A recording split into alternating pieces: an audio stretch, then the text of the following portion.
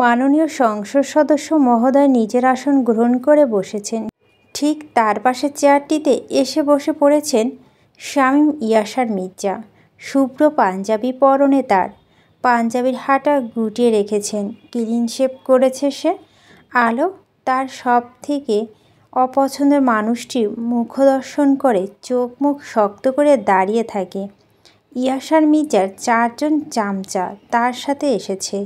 এরা বডিগার্ডের মতো ইয়াসার মির্জাকে ঘিরে থাকে সব সময়। আলো একটা দীর্ঘশ্বাস ছেড়ে তার হাতের কাগজটা একবার দেখে। লেখা আছে বিশিষ্ট সমাজসেবক এবং গণমানুষের নেতা শামীম ইয়াসার মির্জা। আলো লেখাটি পড়ে চোখ বড় বড় করে ফেলে। এখন তাকে ওই অসভ্য মানুষটাকে বিশিষ্ট বলে সম্বোধন করতে হবে নাকি? শামীম ইয়াসার আসন গ্রহণ করে এদিকে ওদিকে তাকায়, তার দৃষ্টি কাউকে খুঁজছে।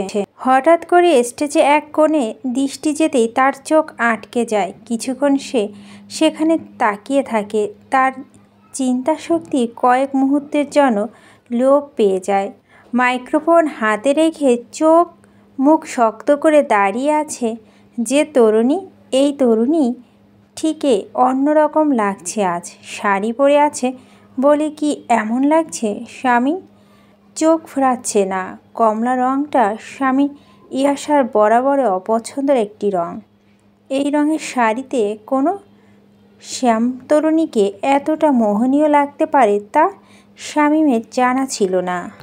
স্পিকারের শব্দে শামীমের ঘোর কাটে। মুহূর্তে কপাল কুঁচকে ফেলে সে। এই অদ্রিজা আলো মেয়েটা তার দিকে তাকাচ্ছে না। শামীম ঠোঁট বাঁকিয়ে হাসে। ইগনোর করে তো আজ বাঁচতে পারবে না, দেখা যাক কতদূর পারে চেষ্টা করে।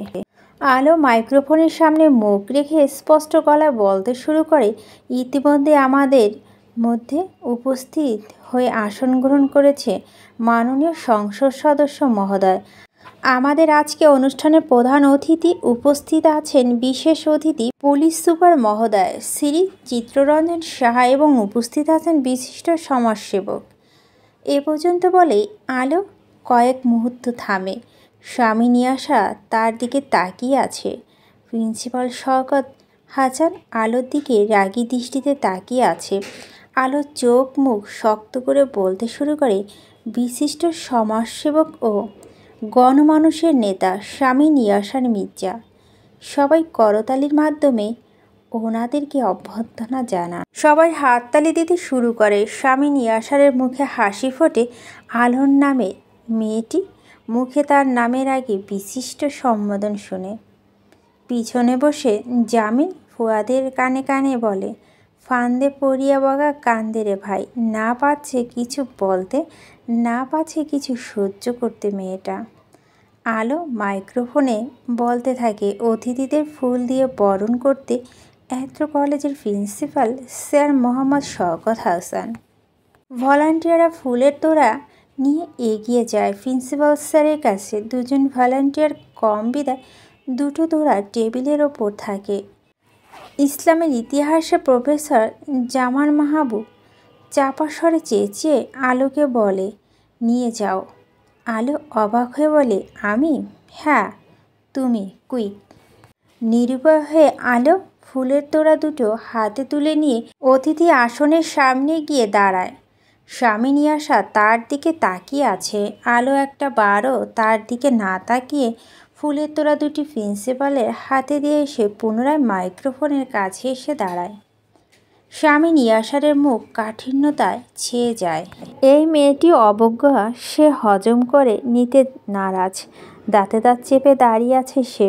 আলো তার হাতের কাগজটার দিকে একবার তাকিয়ে বলতে থাকে, এবারের অতিথিদের ব্যাজ পরিয়ে দেবে প্রথম বর্ষের 3 জন শিক্ষার্থী, নুহা, প্রভা, রাবেয়া। তোমরা অতিথিদের আসনের সামনে এসো। 3 জনের মধ্যে থেকে 2 জন চলে এসেছে, বাকি একজনকে কোথাও পাওয়া যাচ্ছে না। প্রিন্সিপাল স্যার রেগে আলোর দিকে তাকায়। প্রফেসর তৌফিকুল ইসলাম বলেন, শুরুতেই ঝামেলা। আলো আমতা আমতা করে বলে, আমি কি করব স্যার? প্রিন্সিপাল স্যার আমাকে কেন চোখ রাঙাচ্ছে? তোমাকে চোখ দিয়ে যেতে ইশারা করছে। বেকুব মেয়ে, যাও অতিথিদের ব্যাচ পরিয়ে দাও। কুইক। আলো হতভম্ব হয়ে যায়, বিড়বিড় করে বলে, ভলান্টিয়াররা আছে তো? ভলান্টিয়াররা শাড়ি পরেছে কেউ। শাড়ি পরার সাথে ব্যাচ পরানোর কি সম্পর্ক স্যার? আর স্যার, শাড়ি পরা অনেক মেয়ে আছে, অন্য কাউকে ডেকে নেবেন। তফিকুল ইসলাম রাগী দৃষ্টিতে তাকায়। আলো একটা ঢোক গিলে বলে, যাচ্ছি স্যার। একটা গভীর নিঃশ্বাস ফেলে মনে মনে বলে, যা আলো, ওই পিচাসটাকে ব্যাস পরিয়ে দিলে মরে যাবি না তুই? পরে না হয় হাত ধুয়ে নিবি। কি হলো, যাচ্ছ না কেন? পেছন থেকে প্রফেসরের ধমক শুনে আলো দ্রুত পায়ে এগিয়ে যায়। ডালার থেকে একটা ব্যাস তুলে নিয়ে প্রথমে পুলিশ সুপারকে পরিয়ে দেয়। স্বামী ইয়াসার আলোকে আর চোখে দেখছে। তার মুখে পৈশাচিক হাসি। মনে মনে বলে, এটাকেই বলে ক্ষমতা। অদ্রিতা আলো। আলো পুনরায় আরেকটি ব্যাস তুলে নিয়ে থমথমে মুখে শামীমের সামনে দাঁড়ায়। তারপর ধীরে ধীরে শামীমের দিকে একবার তাকায়। পিছনে জামিল এবং অন্যরা চাপা হাসিতে ফেটে পড়ছে। আলোর দৃষ্টিতে কী ছিল শামীম জানে না। সে থমকে গিয়েছে। অপলক দৃষ্টিতে দেখছে একজন শ্যামবতীকে। আলো কপাল কুঁচকে ব্যাসটা শামীমকে পরিয়ে দিতে উদ্যত হলো। মনে মনে বলতে থাকে, ওয়েট, পড়াচ্ছি তোকে ব্যাস। শামীম আলোর দিক থেকে চোখ ফেরাচ্ছে না। ক্ষণিকের জন্য সে ভুলে বসে আছে অদ্রিতা আলো নামের মেয়েটি তার শত্রু। স্বামী নিজের আর্তনাদ শুনে নিজেই বেশ অবাক হয়। সেখানে দাঁড়িয়ে থাকা প্রত্যেকের চোখ ছানা বড়া করে তাকিয়ে থাকে স্বামীর দিকে। আলো স্বামী ইয়াসারের দিকে শীতল চোখে তাকিয়ে আছে। তার দৃষ্টিতে প্রতিশোধ নিতে পারলেই আনন্দ। স্বামীর বুকে বাঁ পাশে হাত দিয়ে আলোর দিকে অবাক চোখে তাকায়। প্রিন্সিপাল দাঁত কিরমির করে বলে, করলেটা কি? দিলে তো সেফটি বেনি পিনটা ফুটিয়ে। অদ্ভুত। আলো ভয় পাওয়া মুখ করে প্রিন্সিপালকে বলে, দুঃখিত স্যার, দেখতে পাইনি। স্বামী আলোর দিকে তাকিয়ে আছে। আলো যে ইচ্ছাকৃত এটা করেছে তা বুঝতে বাকি নেই তার। যতদিন যাচ্ছে এই মেয়েটার কর্মকাণ্ড তাকে অবাক নয় হতবাক করে দিচ্ছে। আলোর মুখের দিকে তীক্ষ্ণ দৃষ্টি রেখে মনে মনে বলে ওঠে, এটারও শোধ আমি তুলব। অদ্রিতা আলো। শুভ্র পাঞ্জাবিটা বুকের বাঁ পাশটায় এক ফোঁটা লাল রক্ত স্পষ্ট হয়ে উঠছে। প্রিন্সিপাল ইয়াসারের দিকে তাকিয়ে বলে, তোমাকে মেডিসিন। ইয়াসার হাত উঠিয়ে থামিয়ে দেয় প্রিন্সিপালকে। আলোর দিকে তাকিয়ে ঠান্ডা গলায় প্রিন্সিপালকে বলে, এসবে ইয়াসারে কিচ্ছু হয় না, আপনি অনুষ্ঠান কন্টিনিউ করুন। শওকত হাসান আলোকে ধমক দিয়ে বলে, দেখেছ কি দাঁড়িয়ে, যাও মাইক্রোফোনের কাছে। আলো মাথা নাড়িয়ে মাইক্রোফোনের কাছে যায়। মনে মনে বলতে থাকে, সেফটি পিন তো খুবই নগণ্য জিনিস, তোর ওই বুকে কুড়াল বসানো উচিত ভণ্ড নেতা। অতিথিদের ফুলের তোড়া এবং ব্যাচ পরানোর মধ্যে দিয়ে সাংস্কৃতিক অনুষ্ঠানের শুভারম্ভ হয়েছে। এখন আমি প্রতিযোগীদের দৃষ্টি আকর্ষণ করতে চাচ্ছি। মঞ্চে ডাকতে চাই গ্রুপ ক এর প্রতিযোগীদের।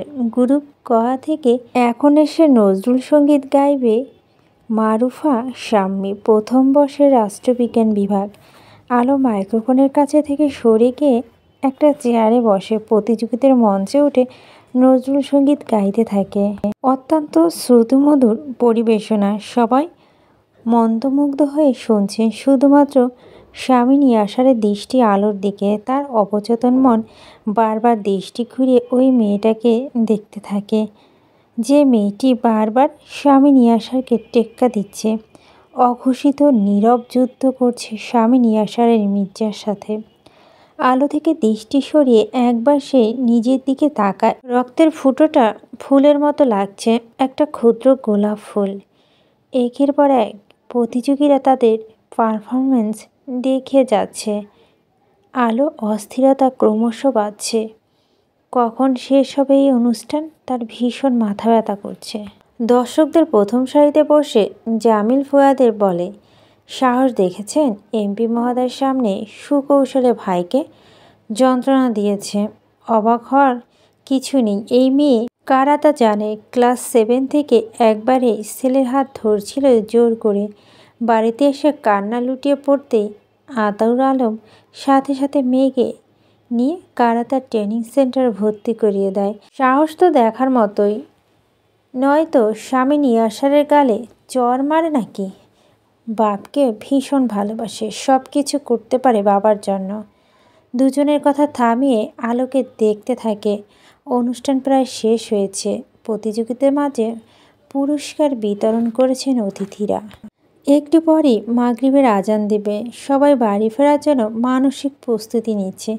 আলো নিজের ব্যাগ উঠিয়ে তৌফিকুল ইসলামের কাছে গিয়ে আমতা আমতা করে বলল, স্যার এবার তো অনুমতি দিন, কাজ যা বাকি আছে ভলান্টিয়াররা দেখে নেবে।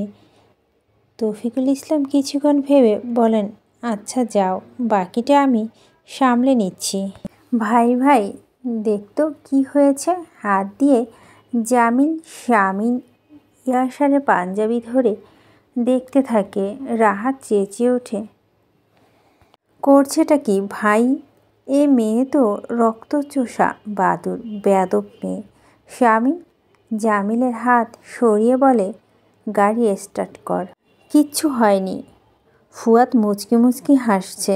ইয়াসার গম্ভীর কণ্ঠে বলে, সমস্যা কি, হাসছিস কেন? রক্তচোষা বাদুর আসছে, ওই দেখ। শামিন ইয়াসার মাথা ঘুরিয়ে তাকায়। আলো ধীর পায়ে গেটের কাছে এগিয়ে আসছে। কলেজের পাশে মসজিদে আজান দিয়ে দিয়েছে। ল্যাম্পপোস্টের বাতিগুলো সব জ্বলে ওঠে একসাথে। আলোর আজান শুনে শাড়ি আঁচল টেনে মাথায় তুলে দেয়। দৃষ্টিতে শামিন ইয়াসারের অবচেতন মনকে মুগ্ধ করে, কিন্তু সে বুঝতে পারে না। রাহাত চাপা স্বরে বলে, ভাই এখন ধরে কানের নিচে দুটো চড় লাগিয়ে দিন, কেউ দেখবে না। শামিন রেগে গিয়ে রাহাতের দিকে তাকায়, ঠান্ডা গলায় বলে, ওরা এমনিতে দুর্বল জাতি, গায়ে জোর দেখে কি হবে? ওকে চড় তো অবশ্যই মারব, তবে অন্যভাবে। সে অন্যভাবেটা ঠিক কিভাবে তা জানতে সবাই উৎসুক হয়ে তাকিয়ে থাকে। শামিন কিছু বলে না, এক দৃষ্টি আলোকে দেখে।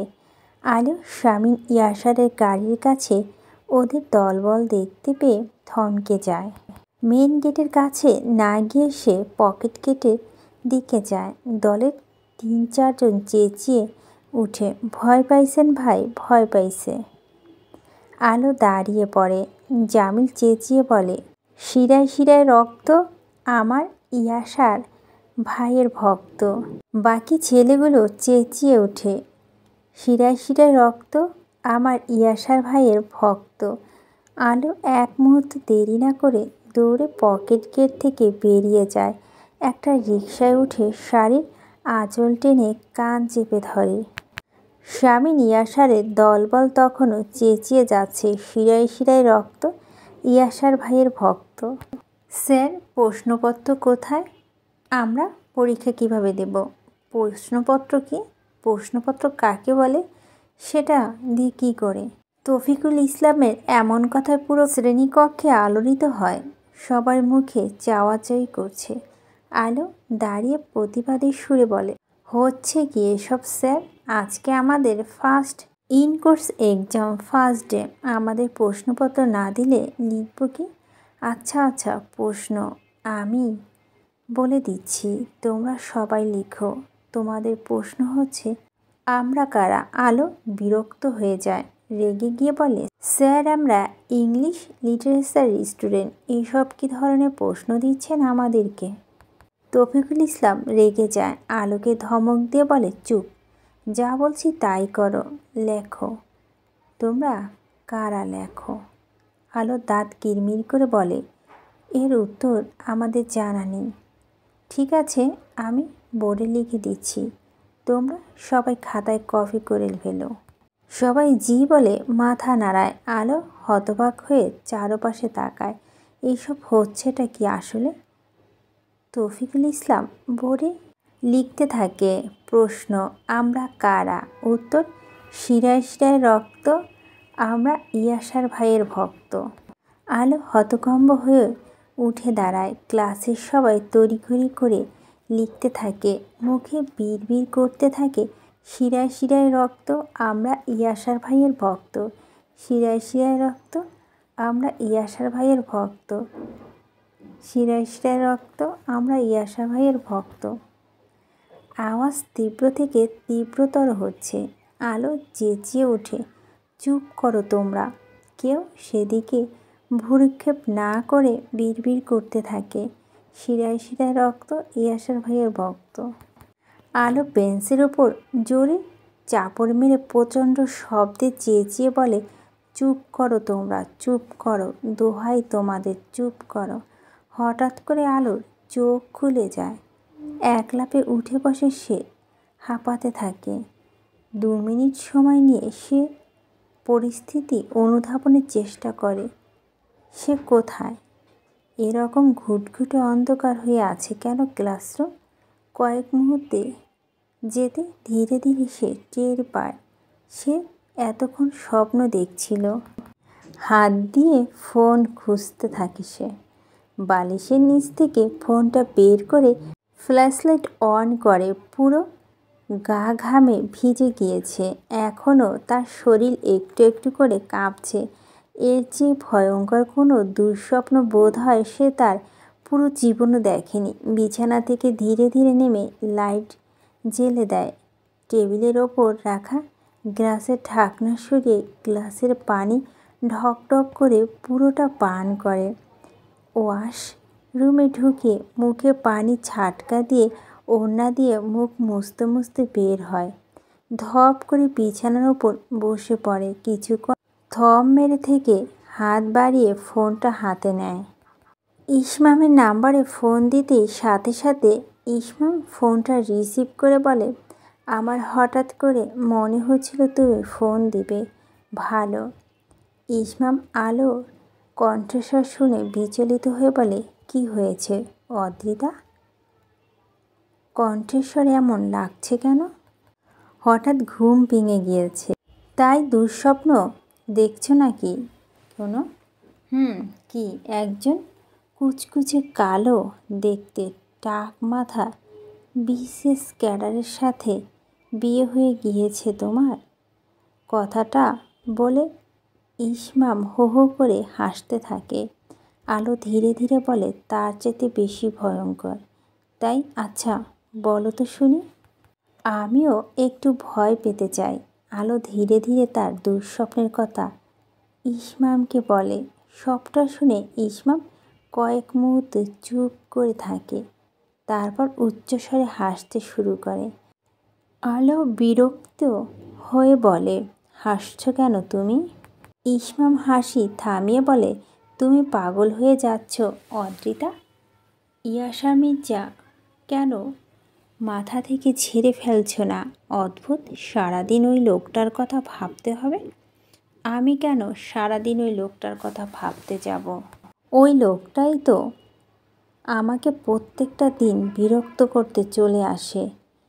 ইসমাম চুপ হয়ে যায়। তারপর মৃদু স্বরে বলে, বিরক্ত করতে চলে আসে মানে? আর কিছু করছিল উনি? আলো থতমত খেয়ে যায়। নিজের কথা ফিরিয়ে নিয়ে বলে, না মানে সারাদিন বাড়ির সামনে রাস্তা ওর নামে মিছিল হয়। শহরে আনাচে কানাচে যেখানে যাই শিরায় শিরায় রক্ত, আমরা ইয়াসার ভাইয়ের ভক্ত। ইসমাম মৃদু হেসে বলে, বাদ দাও, এসবে জড়িও না আর। তুমি শুধু লেখাপড়ায় মন দাও। কাল আব্বুর সাথে ক্যাম্পিং করতে যাব। একদিনই যাব। না, এসবের দরকার নেই। নিজের বয়স অনুযায়ী কাজ করো অদ্রিতা। সব ব্যাপারে বেশি কৌতূহল তোমার। এসব কেন জড়াতে হবে? অভিজ্ঞতার জন্য ভবিষ্যতে আমিও রাজনীতিতে নামব। হাসতে হাসতে আলো বলে, না অদ্রিতা। ধমকের সুরে বলে ইসমাম। আলো হাসি থামিয়ে বলে, মজা করছি, একদিনই যাব, প্রমিস। আর কখনো যাব না, কখনো না। ইহানের মুখের কাছে ভাতের লোকমা তুলে ধরতে ইহান মুখ সরিয়ে নেয়। বাবার ফোনে কার্টুন দেখছিল সে। নিতু একটা ধমক দিয়ে গিয়ে দেয় না। ইলহামের দিকে একবার তাকিয়ে অসহায়ের মতো ঈশিতার দিকে তাকায়। ঈশিতা চোখ দিয়ে ইশারা করে নিতুকে প্লেট সরিয়ে ফেলতে বলে। ইলহাম আর স্বামী নিয়ে আসা খাবার টেবিলে নিজেদের বাড়ি ব্যবসা সংক্রান্ত আলোচনা করছিল। ঋতু প্লেট সরিয়ে রেখে স্বামী নিয়ে আসার প্লেটে মাংসর টুকরো তুলে দেয়। স্বামী বলে, লাগবে না। ঋতু ঋতু কিছুক্ষণ চুপ করে থাকে, বলে, ভাইয়া আপনার সাথে কিছু কথা ছিল। স্বামী তাকায়। ইলহাম বলে, দেখছো না এখন গুরুত্বপূর্ণ আলোচনা করছি। স্বামী ইলহামকে থামিয়ে দিয়ে বলে, বলো, কোনো সমস্যা?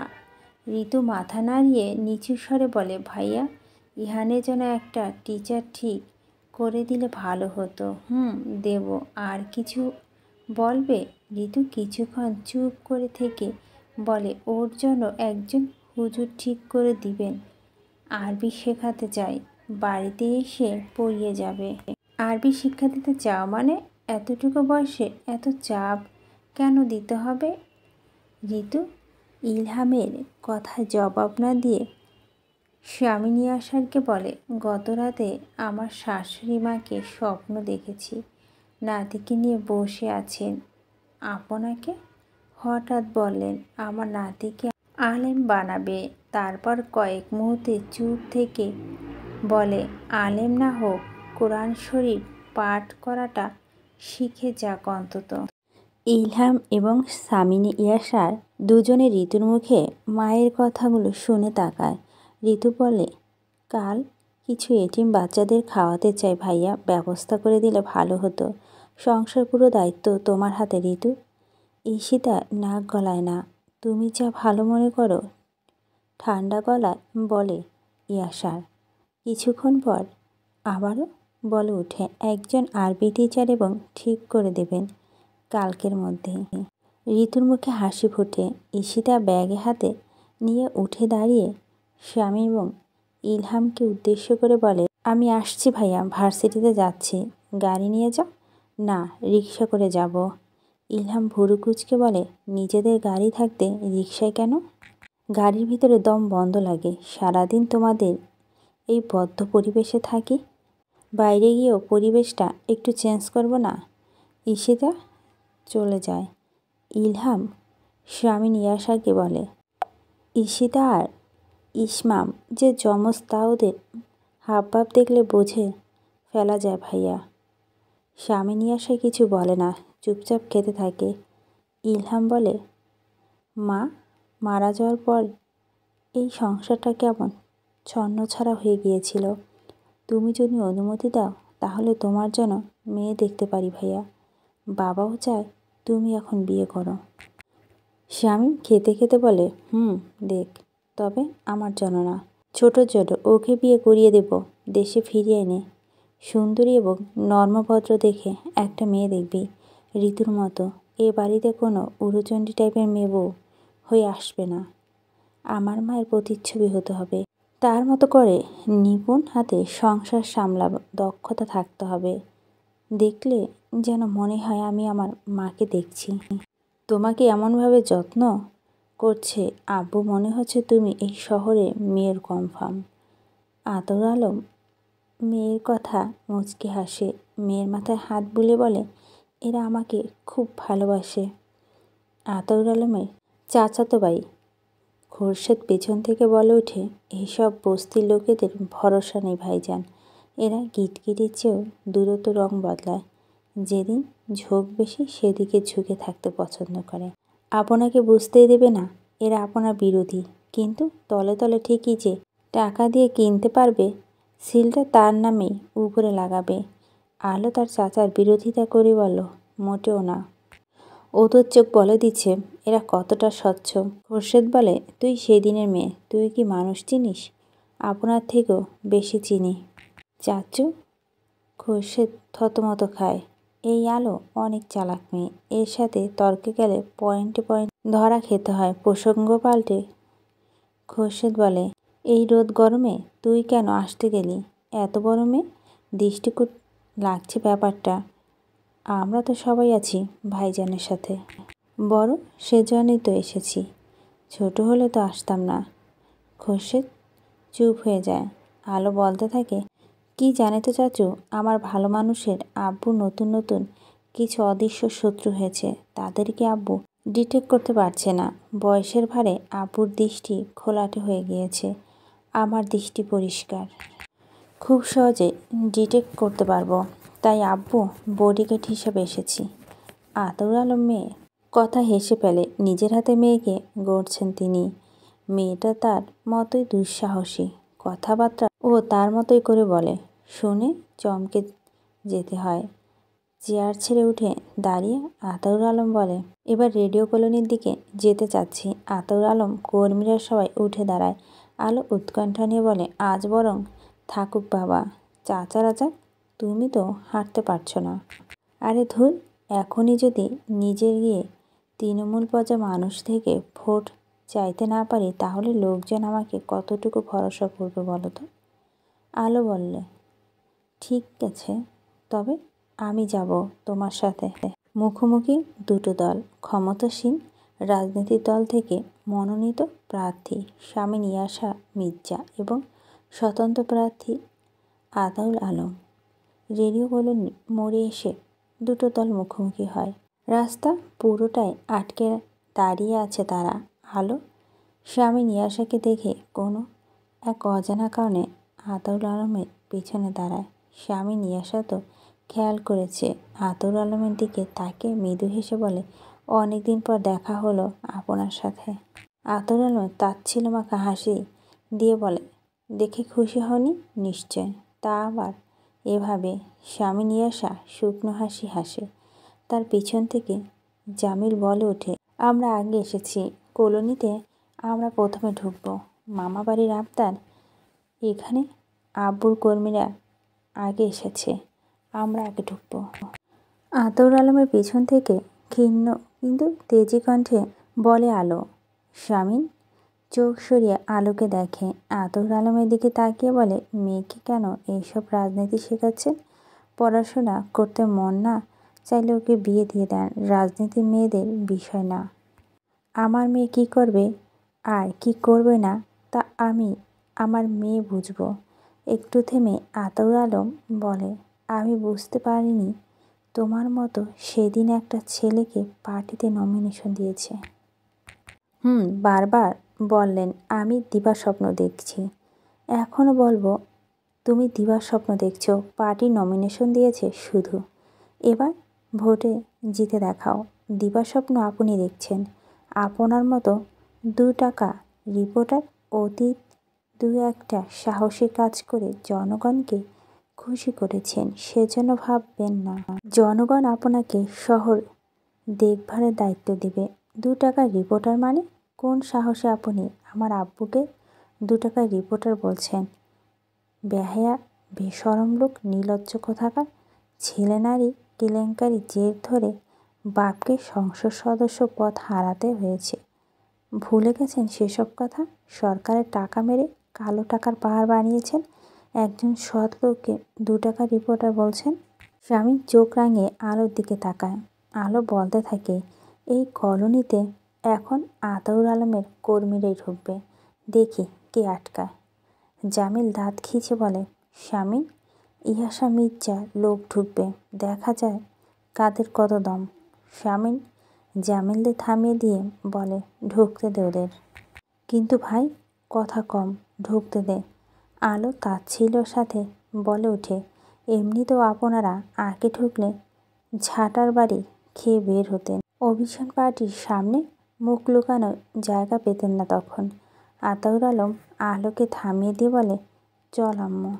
শামীম ইয়াসার লোকজন রাস্তা থেকে সরে দাঁড়ায়। স্বতন্ত্র প্রার্থী আতাউর আলমের কর্মীরা সবাই কলোনিতে প্রবেশ করে। যাওয়ার আগে আলো এক মুহূর্তের জন্য শামীম ইয়াসারের দিকে তাকায়। শামীম ইয়াসা তার দিকে শীতল চোখে তাকিয়ে আছে। ভাই, এই মেয়েটাকে আর নেওয়া যাচ্ছে না, অতিরিক্ত অসহ্যকর, রেগেমেগে বলে জামিল। স্বামী ইয়াশা চুপ করে দাঁড়িয়ে আছে। সে কি ভাবছে? একটা গল্প বলি শোন। একবার একটা শকুনের বাচ্চা তার শকুন মায়ের কাছে বলল, মা, আমার মানুষের মাংস খেতে ইচ্ছে করছে। শকুনের মা তখন এক বুদ্ধি বের করলো। এক টুকরো গরুর মাংস নিয়ে গিয়ে হিন্দু পাড়ায় ফেলে দিয়ে আসলো এবং এক টুকরো শকুনের মাংস নিয়ে এসে মুসলমানদের মহল্লায় ফেলে দিয়ে আসলো। তারপর চুপ করে নিজের ছানা নিয়ে খামটি মেরে থাকলো। কিছু সময় পর গরু আর শকুনের মাংস জের ধরে দুই সম্প্রদায়ের মধ্যে দাঙ্গা শুরু হলো। সেই দাঙ্গা গোটা কয়েক লোক মারায় লাশ হয়ে পড়ে থাকলো। শকুন তখন তার ছানাকে বলো, যা বাবা, এখন ইচ্ছে মতো মানুষের মাংস খা তুই। জাহেদ আলী শমশের ভূঁইয়ার দিকে তাকিয়ে বলে, আপনি কি পরোক্ষভাবে নিজেকে ওই শকুনের সাথে তুলনা করলেন? শমশের ভূঁইয়া থতমত খেয়ে বলেন, না বেকুব, আমি আসলে উদাহরণ দিচ্ছি। যেভাবে ইয়াশা মির্জা এবং আতাউর আলমের মধ্যে সংঘর্ষের সৃষ্টি করতে তার হিন্ট দিচ্ছি। কিন্তু এটা তো কোনো সাম্প্রদায়িক ইস্যু না, রাজনৈতিক। মাংস ছড়াছড়ি করে কী হবে? শমশের ভূঁইয়া প্রচণ্ড বিরক্ত হয়ে মুখে চকান্তর শব্দ করে বলে, তুই এত মাথা মোটা হলে কবে থেকে জাহেদ? এখন কি হাতে কলমে শিখিয়ে দিতে হবে কিভাবে কি করবে? জাহেদ আলী আমতা আমতা করে বলল, না, আমাদের ছেলেদের কাছে লাগিয়ে দিচ্ছি। গুড, এখন যাও। আর ইয়াশারের ডান হাত জামিলের ব্যাপারে কি বলবে?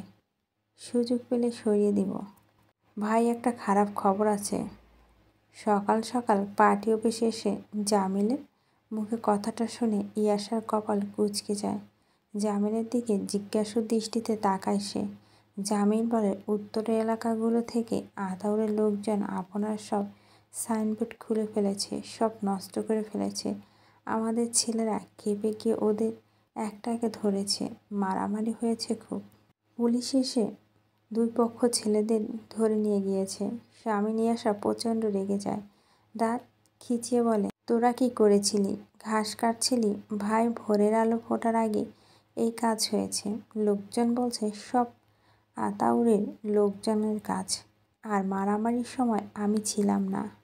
বউয়ের শরীরটা হঠাৎ করে খারাপ হয়ে গিয়েছিল। স্বামী উঠে দাঁড়িয়ে পাঞ্জাবি হাতা গোটাতে গোটাতে বলে, মারামারি করার পারমিশন দিয়েছি কে ওদের? ইলেকশনের আগে আমায় কেস খাইয়ে ছাড়বে দেখছি। আমি আসছি। ভাই, মাথা ঠান্ডা করেন। ছেলেপুলেরা দেখছেন সবটা। আমি দেখতে চাই জামিল। ওদের থানা থেকে ছাড়িয়ে আনতে হবে। উকিলকে ফোন কর।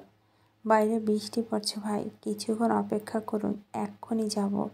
তুই বাড়ি যা, তোর বউয়ের ডাক্তারের কাছে নিয়ে যা। জামিল কিছু বলে না। স্বামী ইয়াশা খেপে গিয়েছে।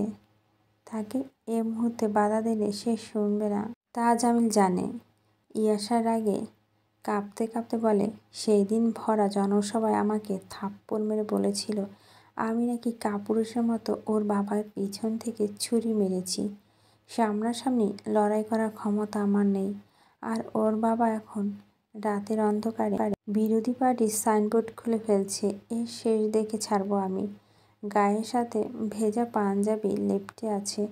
টেবিলের ওপর এক কাপ ধোয়া ওঠা গরম চা, হাতে গাড়ির চাবি। স্বামী চাবিটা দিয়েই টেবিলের ওপর ঠক ঠক আওয়াজ করছে। আতাউর আলমের সেই দিকে একবার তাকিয়ে ওসি সালামের কথা কান দেয়। ওসি সালাম বলতে থাকে, আপনাদের দুজন ছেলেরাই সামনে সমান। নিজেদের ছেলেদের সামলানোর দায়িত্ব আপনাদের। এখন এত দায়িত্বহীনের মতো কাজ করলে মেয়ের হয়ে কি করবেন? স্বামী চায়ের কাপ উঠিয়ে চুমুক দেয়। ওসি বলতে থাকে, এবারের মতো ছেড়ে দিচ্ছি। দুদিন পর নির্বাচন, ছেলেদের সামলে রাখুন। ফের আমার খপ্পরে পড়লে একটাকেও ছাড়ব না। আতাউর আলম বলে, সরকারি দলের ছেলেগুলো দোষ সব সব ইয়াশারের পোষা কুকুর। তারা আগে আমার ছেলেদের ওপর হাত তুলছে। আর আপনি চোরের মতো আমার সাইনবোর্ড পোস্টার খুলে ফেলেছে নিজের এলাকা থেকে। এত ভয় স্বামী ইয়াসারকে ভয়ের চোটে সব শুকিয়ে গিয়েছে তাই না? মুখ সামলে কথা বলো বেয়াদব ছেলে। আপনিও মুখ সামলে কথা বলুন। আরে আরে কি হচ্ছে কি এসব? এটা থানা, ভুলে গেছেন? আতর আলম বলে, না ভুলিনি ওসি সাহেব। আমি আমার ছেলেদের নিয়ে গ্যারান্টি দিচ্ছি ভবিষ্যতে এমন কিছু হবে না। আপনিও ইয়াসারকে বলে দিন যাতে ওর কুকুরগুলোকে সামনে রাখে। আতর আলম হুমকির মতো করে কথাটা বলে চলে যায়। স্বামী ইয়াসার রাগে হাত মুষ্টিবদ্ধ করে রাখে। কিছুক্ষণ বাদে সেও থানা থেকে বের হয়ে গাড়িতে বসে গাড়ি স্টার্ট করে। ঝিরঝির করে বৃষ্টি পড়ছে বাহিরে। থানা থেকে বের হতে হতে রাত হয়ে গিয়েছে। ইমতিয়াজ মির্জা অনেকবার ছেলেকে ফোন দিয়েছে। স্বামীর ফোনটা রিসিভ না করে রেখে দিয়েছে। এক মনে ড্রাইভিং করছে সে। থানাপাড়া রোড পার হয়ে মন নিতেই আচমকা দূর থেকে কেউ তার গাড়ি লক্ষ্য করে একটা মাঝারি সাইজের পাথর ছুঁড়ে মারে। স্বামীনের গাড়ির সামনে কাছে লেগে তাতে ফাটল ধরে যায়। হুট করে ব্রেক কষে স্বামী দাঁত খিচিয়ে চেঁচিয়ে বলে, বাস্টার্ড। গাড়ি থেকে নেমে আশেপাশে তাকায়। বৃষ্টির কারণে রাস্তা শুনশান হয়ে আছে। ল্যাম্পপোস্টের বাতিটা পিট পিট করে জ্বলছে। স্বামীন বিকট শব্দে চেঁচিয়ে ওঠে, সাহস থাকলে সামনে আয়, একেবারে পুঁতে দেব। সামনে আয় বলছি। মাঘের শীত বাঘের ঘায়। স্বামী ইয়াসার মেয়ে মানুষের জ্বর খায়। ৩-৪ জন কম বয়সী ছেলে গলায় আওয়াজ শোনা যাচ্ছে। সবাই একসাথে চেঁচিয়ে কথাটা বলে। স্বামীন আওয়াজটা কোন দিক থেকে এসেছে সেদিকে লক্ষ্য করে ছুটে যায়, কিন্তু সে গিয়ে কাউকে খুঁজে পায় না সেখানে।